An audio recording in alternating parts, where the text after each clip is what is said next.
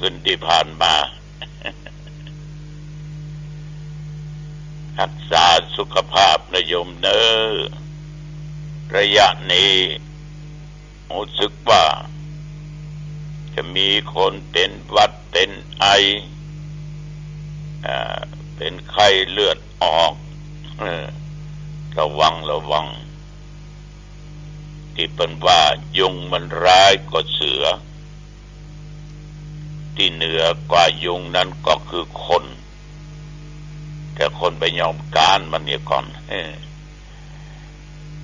วันนี้รายการปกิณกะแห่งธรรมะสเพเหระมาพบมาปะกับญาติกับโยมอีกเช่นเคยในวันเวลาเดียวกันนี้และก็ต่างสถานีวิทยุแห่งนี้โดยด้วยเจ้าบุญตันปริสุทโธวัดหนองตองห่างดงจังหวัดเชียงใหม่นำปกิณกะธรรมะพบปะกับญาติกับโยมเป็นประจำก่อนที่จะจะจ่ายอย่างออกไปนั้นเขาก็มาไหว้พระสวดมนต์เพื่อเกิดสิ่งดีๆกับชีวิตและเพื่อเป็นการถวายพระพรชัยมงคลแด่สมเด็จพระเจ้าลูกเธอเจ้าฟ้าพัชรกิติยภาหรือองค์พา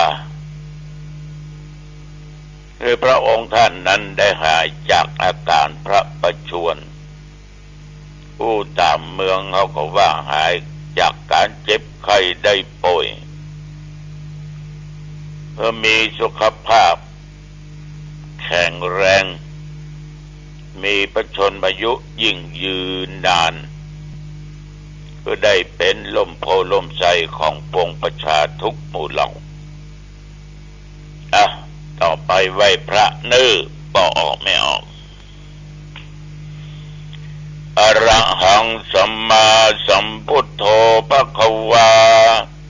พระผู้มีพระภาคเจ้าเป็นพระอรหันต์ดับเพลิงกิเลสเพลิงทุกข์สิ้นเชิงตรัสรู้ชอบได้โดยพระองค์เองพุทธังภควันตังอภิวาเทมิข้าพเจ้าอภิวาทพระผู้มีพระภาคเจ้าผู้รู้ผู้ตื่นผู้เบิกบานกราบพระพุทธสวากขาโตภควตาธัมโมพระธรรมเป็นธรรมที่พระผู้มีพระภาคเจ้าตรัสไว้ดีแล้วธัมมังนัมสสามิข้าพเจ้านมัสการพระธรรมกราบพระธรรมสุปฏิปันโนภควโตสาวกสังโฆพระสงฆ์สาวกของพระผู้มีพระภาคเจ้าปฏิบัติดีแล้วสังฆังนัมมามิข้าพเจ้านอบน้อมพระสงฆ์กราบพระสงฆ์นะโมตัสสะภะคะวะโตขอนอบน้อมแด่พระผู้มีพระภาคเจ้าพระองค์นั้นอรหัตโตซึ่งเป็นผู้ไกลจากกิเลสสัมมาสัมพุทธัสสะตรัสรู้ชอบได้โดยพระองค์เองนะโมตัสสะภะคะวะโตขอนอบน้อมแด่พระผู้มีพระภาคเจ้าพระองค์นั้นอรหัตโตซึ่งเป็นผู้ไกลจากกิเลสสัมมาสัมพุทธัสสะตรัสรู้ชอบได้โดยพระองค์เองนะโมตัสสะภะคะวะโตขอนอบน้อมแด่พระผู้มีพระภาคเจ้าพระองค์นั้นอรหัตโตซึ่งเป็นผู้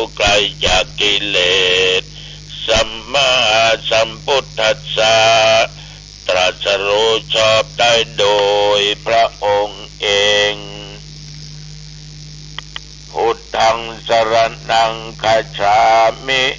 ธัมมังสรณังคัจฉามิสังฆังสรณังคัจฉามิทุติยัมปิพุทธังสรณังคัจฉามิทุติยัมปิธัมมังสรณังคัจฉามิ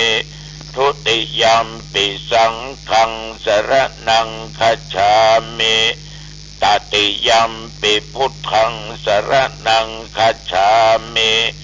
ตติยัมปิธัมมังสรณังคัจฉามิตติยัมปิสังฆังสรณังคัจฉามิ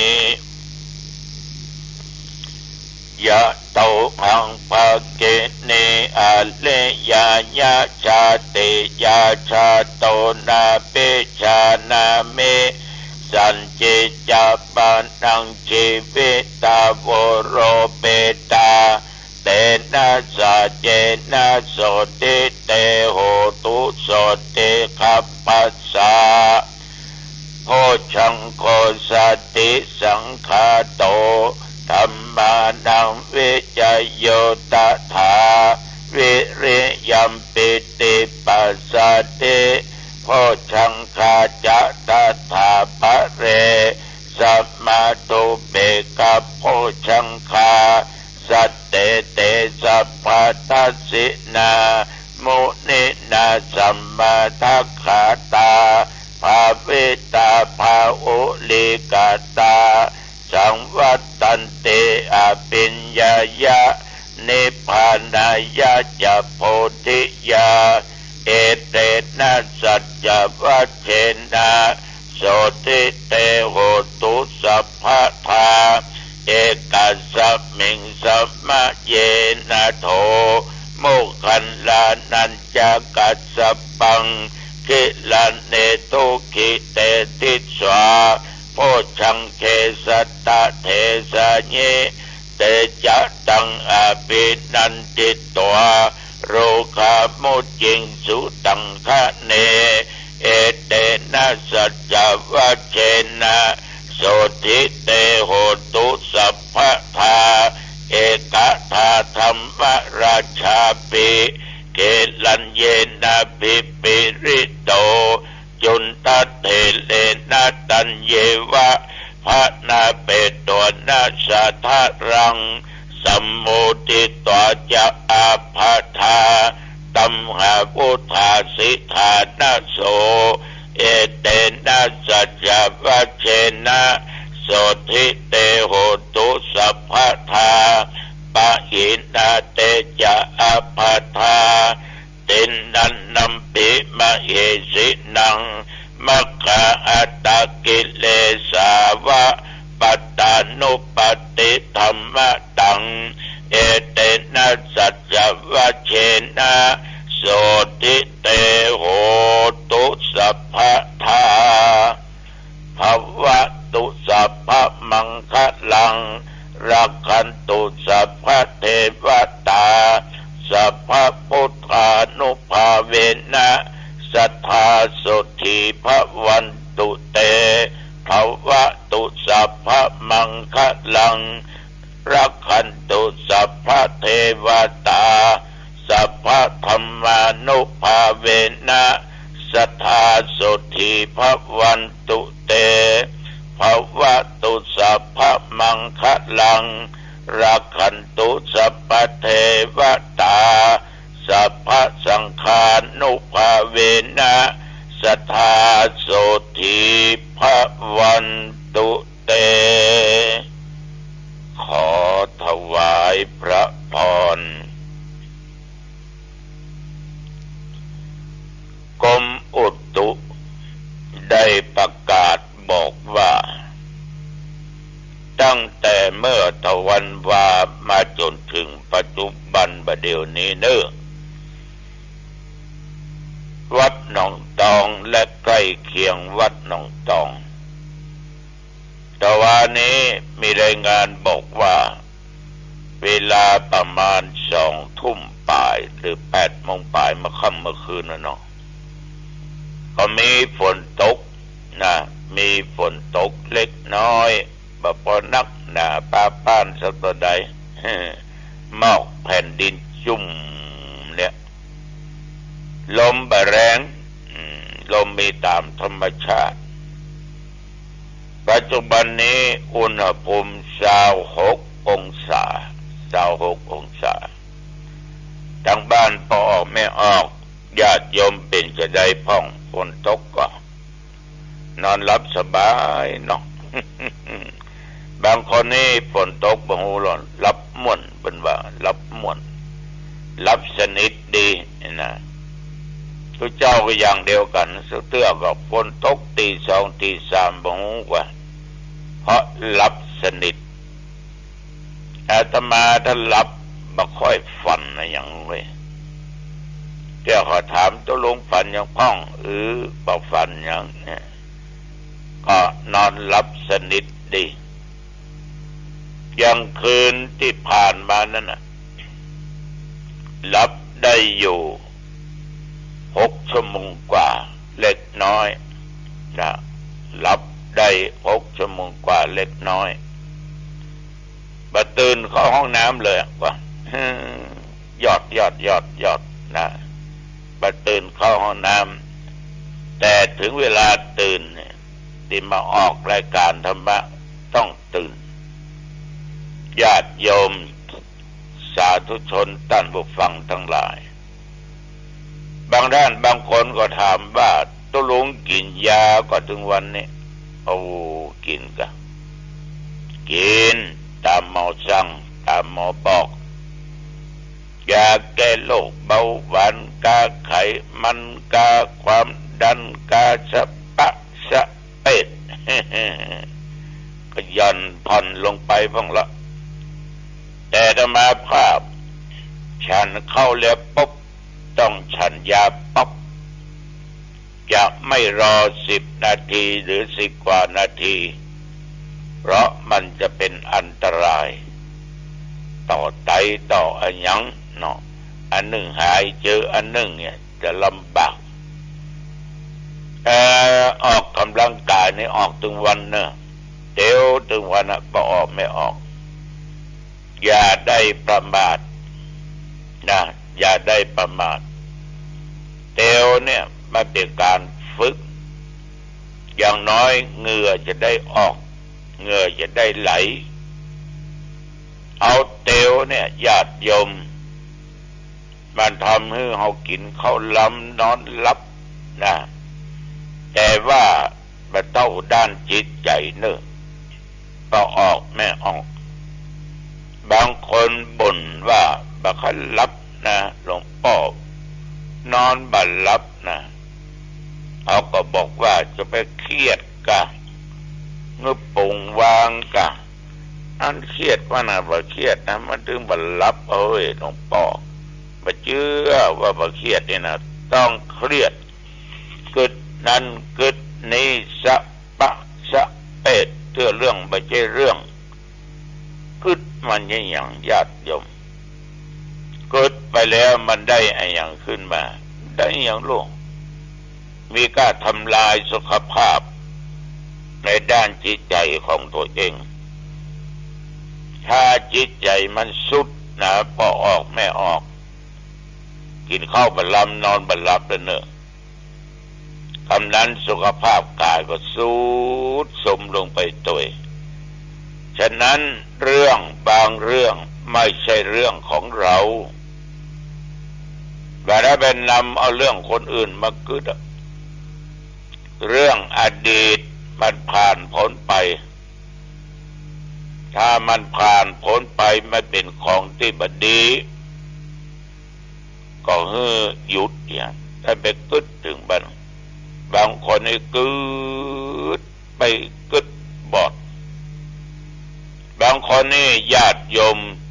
ใส่ใจไฟใจกว่าเปิ้นเล่าขวนถ้าเมื่อปีใดปีเบาก็ยังมากึดอยู่เปิ้นด่าเมื่อปีใดปีเบาก็ยังมากึดอยู่ด้วยเรื่องไม่ใช่เรื่องฉะนั้นต้องปล่อยวางปล่อยวางคำว่าปล่อยวางปล่อยวางก็ไม่ได้หมายความว่า เบิ่งเอาคิดไอ้หยัง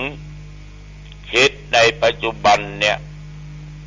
คิดในสิ่งที่ดีๆอย่าไปคิดในสิ่งที่บดีถ้าคิดในสิ่งบดีจิตใจจะมัวหมองเศร้าหมองนะเหมือนมีดเหมือนเหล็กหรือโลหะต่างๆมันจะเป็นสนิมเกาะญาติโยมถ้ามันเกาะนักเข้าก็ยังว่าโลหะก็โลหะเตอะก่อนได้เหมือนกันจิตใจคนเฮาก็อย่างเดียวกันเพราะว่าเรื่องการเรื่องงานเรื่องคนนั้นเรื่องคนนี้สปะสเปะมันมาเป็นกำกึศแต่มานี่จะมีการปล่อยวางนะแต่อวดตัวก็ตัวลุงนี่แต่นะปล่อยวางปลงวางอย่างเขาเป็นเจ้าคณะอำเภอเนาะเรื่องราวต่างๆมันจะเข้าหูเมื่อเข้าหูใจมันก็คิดเขาก็ใจสติสัพพัญญะใจตัวปัญญาตึกตองพิจารณาอันไหนที่มันสำคัญเขาก็แก้เหียแก้ไปก่อนเป็นอันดับ1อันดับ2อันดับ3อันดับ4อันดับ5อันแก้บ่ได้ก็กรรมภัยก็เว้นมันได้นะถ้านำมาคิดเนี่ยใหญ่จะต้องอย่างใดแก้อย่างใดทำอย่างใดละเฮานะตุกเอานะตุกเขาก็ทำสิ่งที่เขาทำได้ตามหน้าที่ของเขาญาติโยมบางท่านบางคนกึดกับเรื่องลูกเรื่องเต้าอันนั้นก็น่ากึดเหมือนกันเนาะมันเป็นลูกเต้าของเขาได้ปล่อยเขาญาติโยมบางครั้งปล่อยเขาต้องปลงใจยิ่งสมัยก่อนกับสมัยบัดเดียวมันมาเทียบกันมาได้แต่ก่อนมันก๋วยเตี๋ยวถ้วยบาทกึ่งถ้วยกาไก่ทุกจีนมีไป7-8แก่นปุ้นส่วนองค์ยกองค์โน่นบาทกึ่งนี่นะจำเดียวมันถ้วยกันเท่าใดก๋วยเตี๋ยวมันไปเหมือนกันได้จะได้แต่ก่อนนี้ญาติโยมถ้าเข้าในเมืองเชียงใหม่เนี่ยเป็นตุ๊ดหนุ่มตุ๊ดน้อยไปตัวครูบาอาจารย์ไปนั่งร้านเนี่ยที่คิวรถหนองตองมาเดี๋ยวนี้นะลาบ1 จานแกงอ่อม1 ถ้วยข้าวแหมจาน5 บาท นั่งฉันกัน3-4 ตนยังอิ่มนะเข้าจานเดียวเขานึ่งเนี่ยลาบแหมเนี่ยแกงอ่อมเนี่ยไปตัวครูบา5 บาทแล้วเดียว5 บาทได้อย่างพอญาติโยมมันก็ได้สิ่งที่ตามราคามันเนาะฉะนั้นมันจะฮือสมัยก่อนมาเปรียบเทียบกับสมัยบัดเดียวมันก็เปรียบกันมาได้เขาจะไปอ้างว่าสมัยก่อนเปิ้นใช่อย่างอี้ปล้ำปเหลือสูเขานี่อย่างอันอย่างอี้เอามาสมัยก่อนเขาก็บหารเขาก็บเกิดเตือแต่คอยตักเตือนคอยสั่งคอยสอนคอยสั่งคอยสอนก็สอนไปสั่งไปแนะไปอันนั้นดีอันนั้นบ่ดีนะถ้ามันบ่เอากรรมเฮาเนี่ยโยมบางคนนี่จนที่เรียกว่านั่งที่ไหนนี่เป็นกำกึศบางคนถึงกับให้นะมาปรารภมาอู้มาจางอาตมาภาพฟังว่าตุลุงมีลูกก็เหมือนเปิ้นเหมือนต่างหรอกนะอู้ไปต่างๆนะอู้ตัวให้ตัวสะอื้นตัวเอาก็ว่าโอ้ยแม่เฮ้ยปงอกปงใจป้องเตอะนั่นมันเรื่องของเขาปล่อยเขาไปเขาก็ทำตามหน้าที่เขาบอกกล่าวเหียสั่งสอนเหียอู้จ่าเหียถ้าเขาสอนเขาก็บอกฟังด่าเขาเอาอุตส่าห์เลี้ยงมันตั้งแต่เมื่อน้อยอดมาได้ด่ามันแหละตัวลุงไปด่ามาได้เอาเป็นแม่เป็นพ่อ ต้องไปด่าเขาจะเอาแบบอย่าง อีพ่อยังด่าเขาอีแม่ยังด่าหานี่ญาติโยมบัดด่าไปเนี่ยเหมือนก็เข้าตูดเก่ามาลูกใครลูกเฮาไม่ก็เลือดเนื้อเชื้อไข่ไผ่ก็เลือดเนื้อเชื้อไข่เฮานั่นลงมันต้องไปด่าปล่อยเขาก็ละอ่อนมันบ่เข้าใจแต่ว่าคอยตักเตือนเขาญาติโยมบางคนใจโมโหโตโสใจความโกรธความเกลียดด่าลูกด่าเต้าสะปะสะเปดด่าลูกเป็นหมูด่าลูกเป็นหมาเป็นวอกเป็นก้างเป็นคนเง่าคนเซอะมันก็เข้าตัวเก่าหมดเลยใครเป็นพ่อเขาใครเป็นแม่เขาอันนี้ขอฝากไว้เนอะฝากไว้ถ้ามาอยู่จะทุเจ้ากับพระเนนในวัดลองไปด่ากันในนี้เงาเสียงตึงชาตินั้นชาตินี้ด่ามันก็เข้าตัวเฮาไปขนาดอ้อมเจ็บพ่อเขานะเจ็บแม่เขานะแต่เขาก็เป็นลูกศิษย์ลูกหาของเฮาฉะนั้นญาติโยมบางครั้งเราต้องระงับอารมณ์จะไปเอาใจตัวเองเป็นใหญ่ไปได้แล้วจะไปอ้างสมัยก่อนเพิ่มใจยังสูอย่างอี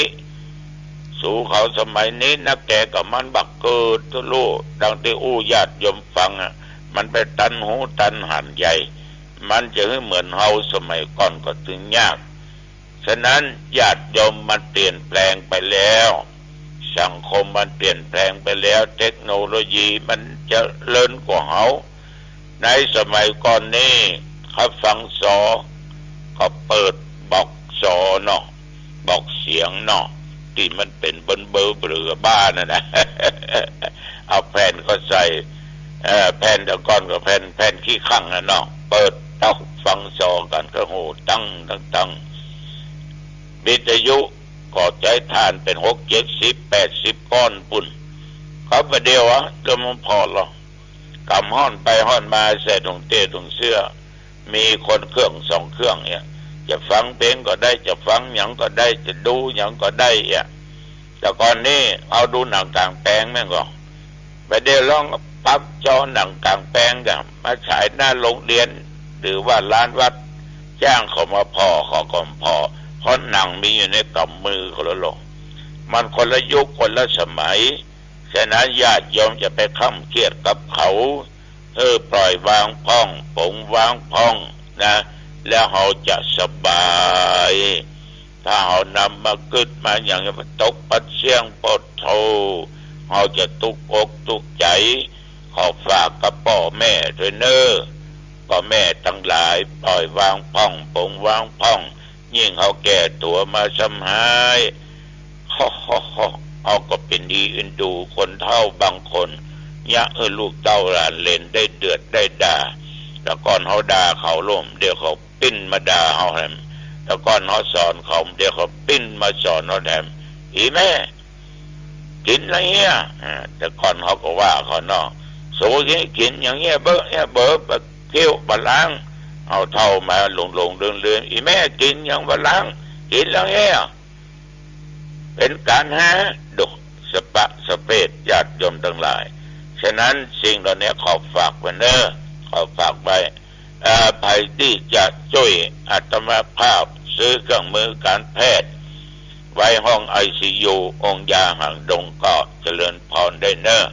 ตามกำลังตามศรัทธาในญาติโยมเนอะแล้วเราก็จะทอดผ้าป่ากันวันที่31 ตุลาเดือนเกี่ยงเดือนแรม2 ค่ำนะเวลาบ่ายโมงที่วัดหนองตองปีนี้ก็ทำบุญอายุอยู่แต่ทำน้อยๆตามอัตภาพของตัวเองนิมนต์ตุเจ้าสัก10กว่าตน20กว่าตนเล็กน้อยเอาใกล้ๆนะบอกเอาไก่นะก็จะทำวันที่